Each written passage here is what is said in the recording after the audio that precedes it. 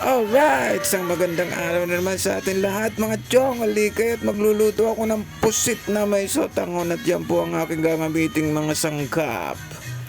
At simulan natin ang paggisa. Ang sibuyas at ang bawang, magka-partner niyan. Lagyan natin ng luya para hindi malansa. At isabay na rin natin ang ating kamatis. At ang ating mga hiniwang pusit. Medyo malaki lang po siya. At lagyan natin ng paminta at betchin. At syempre, huwag kalimutan ng oyster sauce.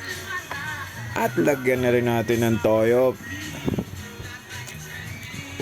At pakuloy natin. At pag kumulo na, ilagyan natin ang ating sotanghon. Alright. At antayin na nating maluto. Nagpakyut pa. Diyos ko Lord. Oh my God. Sa'yo, Bembol. At ayan na po ang ating pusit with sotanghon. Napakasarap. Umuusok-usok pa. At habang mainit-init pa. At atin ang tikman habang umuusok-usok pa ang aking pusit. Salamat!